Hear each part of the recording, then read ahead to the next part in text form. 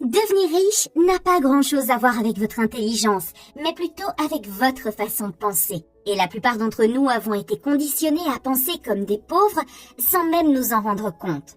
C'est pourquoi je partage avec vous les principales leçons tirées du livre Secrets of the Millionaire Mind, les secrets d'un esprit millionnaire de Harv Eker. Ce livre a aidé des millions de personnes à passer d'un état d'esprit pauvre à un état d'esprit riche. Alors commençons. Partie 1. Comment les gens riches pensent et agissent.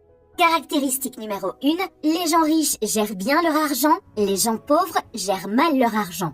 Imaginez que vous achetiez une glace pour votre fils de 5 ans. Le vendeur met une seule boule dans un cornet. Quelques secondes plus tard, splat, elle tombe par terre. Il se met à pleurer. « Je veux 3 boules !» Allez-vous lui en acheter 3 ?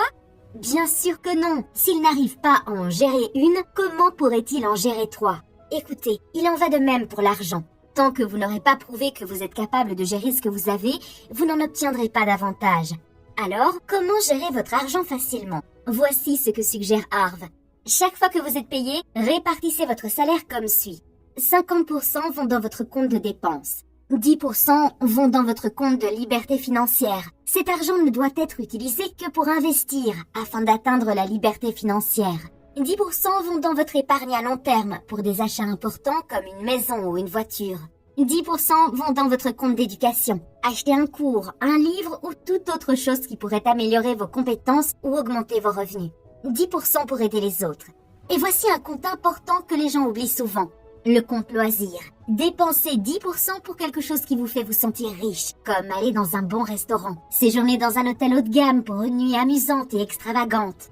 Écoutez, et certaines personnes économisent, et même si leur côté responsable est satisfaisant, leur esprit intérieur ne l'est pas. Finalement, ce côté en quête de plaisir dira « Et puis merde, j'en ai assez, je veux aussi qu'on s'intéresse à moi » et sabotera le résultat. Bon, vous allez peut-être dire « Cela ne fonctionne que si vous gagnez déjà beaucoup d'argent ». Mais en réalité, c'est l'habitude qui compte plus que le montant. Que vous commenciez avec 50 ou 5 000 $ par mois, vous les répartissez de la même manière. Le plus important est de prendre l'habitude de bien gérer votre argent. Montrez à l'univers que vous savez gérer ce que vous avez et il vous en donnera davantage. Caractéristique numéro 2, les gens riches voient grand, les gens pauvres voient petit. Lorsque Harv a ouvert son premier magasin de fitness, il envisageait déjà d'en ouvrir 100. Il voulait avoir un impact sur des dizaines de milliers de personnes. De son côté, son concurrent n'en voulait qu'un seul. Que s'est-il passé après quelque temps ? Le concurrent gagnait bien sa vie.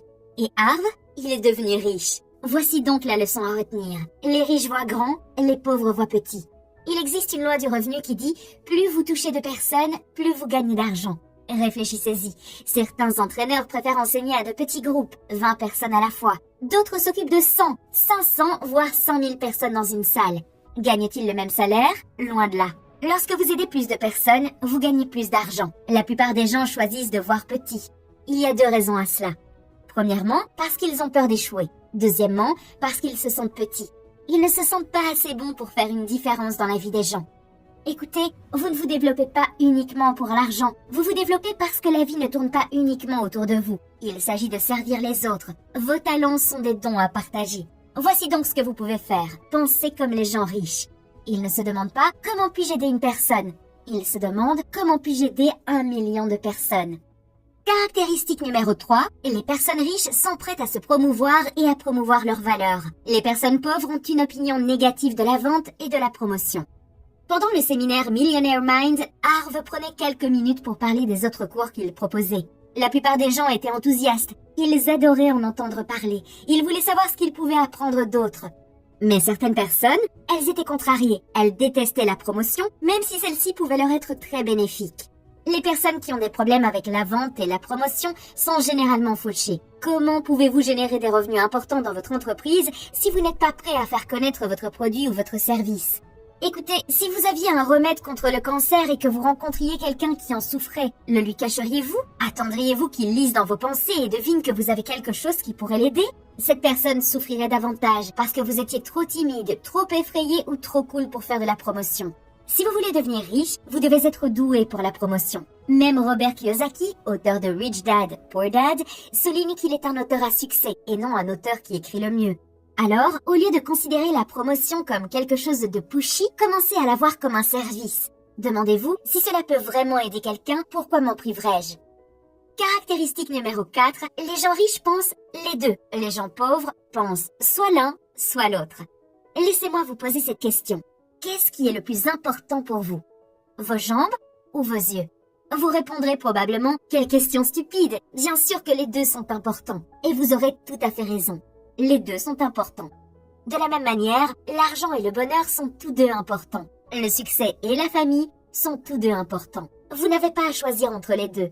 Si je vous demandais si vous préférez développer votre entreprise ou profiter de la vie et que vous ne choisissiez qu'une seule option, ce serait une mentalité de pauvre. Les gens riches choisissent les deux. Ils croient en l'abondance. Ils se demandent toujours « Comment puis-je avoir les deux ?»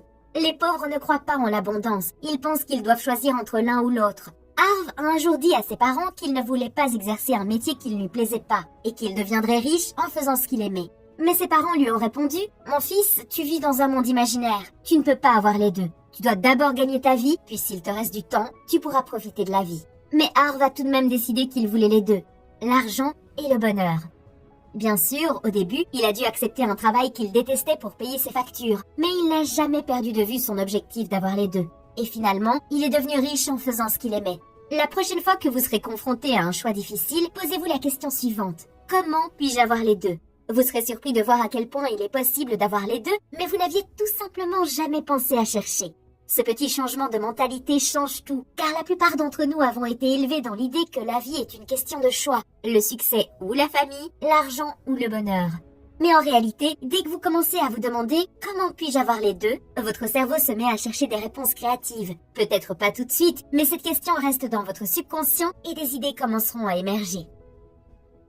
Caractéristique numéro 5, les gens riches admirent les autres personnes riches et prospères. Les gens pauvres leur en veulent. Quand Harve était fauché et conduisait une voiture normale, conduire était facile.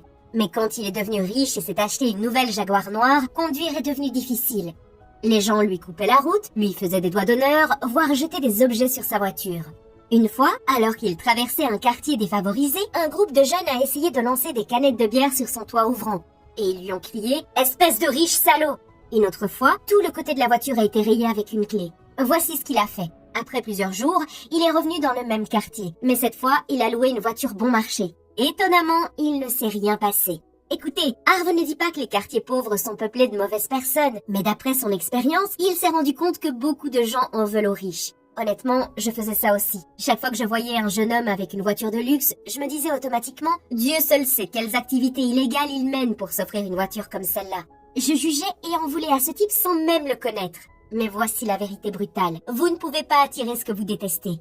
Si vous voyez quelque chose de bien et que vous le détestez, vous ne l'obtiendrez jamais. Si vous en voulez aux gens riches, si vous pensez qu'ils sont cupides ou malhonnêtes, vous ne vous laisserez jamais devenir l'un d'entre eux. Une ancienne sagesse dit « bénissez ce que vous désirez ». Alors, la prochaine fois que vous verrez une grande maison, réjouissez-vous. Vous voyez une belle voiture? Réjouissez-vous. Vous voyez quelqu'un qui a une entreprise florissante? Souhaitez-lui bonne chance et soyez sincère. Dites-vous, tant mieux pour eux, cela m'arrivera aussi. Vous finirez par attirer dans votre vie les choses que vous bénissez. Caractéristique numéro 6.